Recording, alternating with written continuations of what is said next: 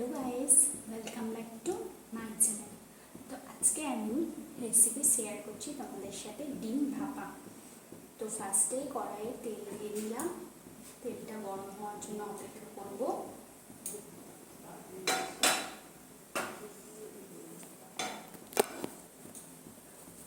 যখন দেখবো তেলটা গরম হয়ে গেছে, ডিমটা আমি আগে থেকেই সেদ্ধ করে রেখেছি, তো ডিমগুলো তেলের মধ্যে ছেড়ে দেবো।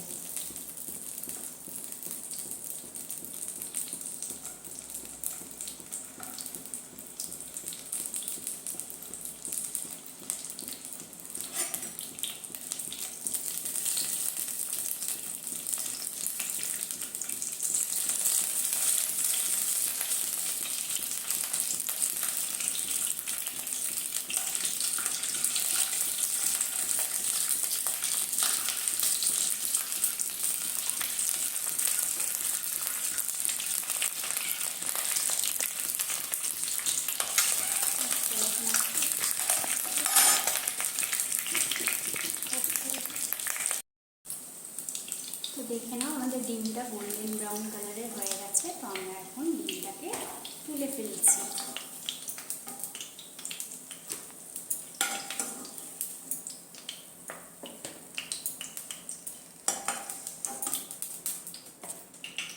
এবার কড়াইয়ে আরও একটু তেল অ্যাড করব।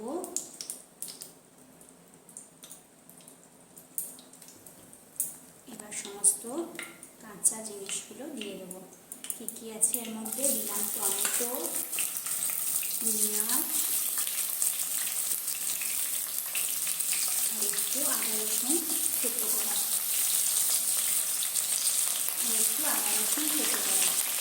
তো কী কী দিলাম আরেকবার বলে দিই। টমেটো, পেঁয়াজ আর আদা রসুন থেতো। এবার আমি মশলাগুলো অ্যাড করছি।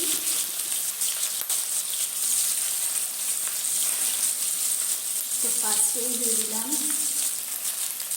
জিরে গুঁড়ো,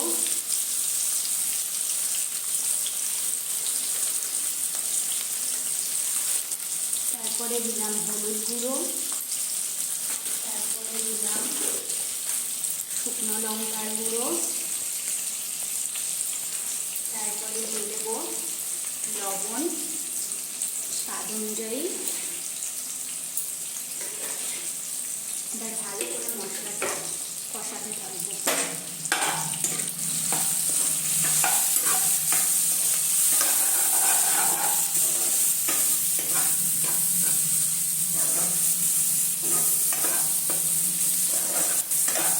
যত কষাবে তত রান্নার রঙটা, কালারটা লাল হয়ে আসবে। তোমরা দেখতেই পাচ্ছ কেমন কালারটা হয়ে আসছে। মশলাটা থেকে তেল ছাড়া পর্যন্ত সিমে করে রেখে আমরা এটা কষাতে থাকবো।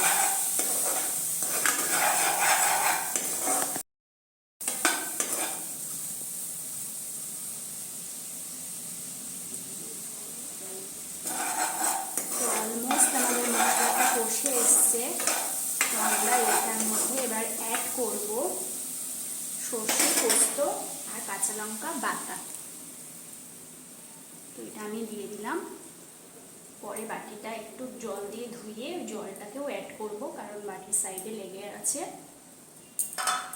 তো এটাকেও আমি, যেহেতু সর্ষে দেওয়া রয়েছে তো বেশি নাড়াচাড়ি করা যাবে না, তাহলে তেতো হয়ে যাবে। তো একটু মিক্স করে নিয়ে আমি এটার মধ্যে জল অ্যাড করব।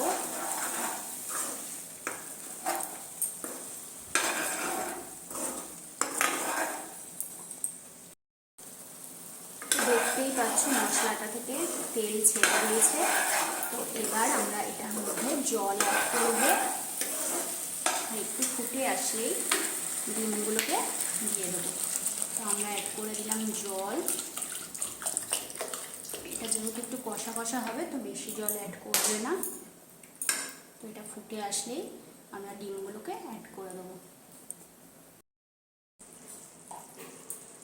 তো দেখতেই পাচ্ছ অলমোস্ট ঝোল শুকিয়ে এসছে। আমি এখানে ঘি অ্যাড করলাম।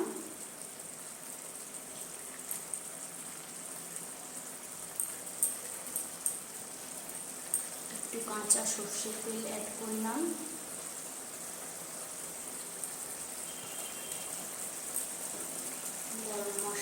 আলু অ্যাড করলাম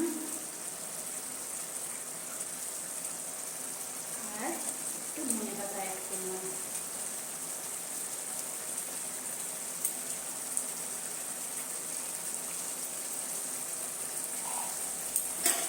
একটু নাড়িয়ে দেবো সমস্ত মশলাগুলো।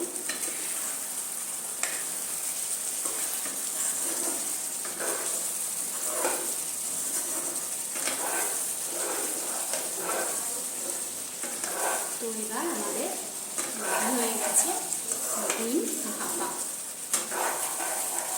তো কেমন লাগলো রেসিপিটা অবশ্যই জানিও। ভালো লাগলে লাইক, শেয়ার, কমেন্ট, সাবস্ক্রাইব করে দিও। তো টাটা।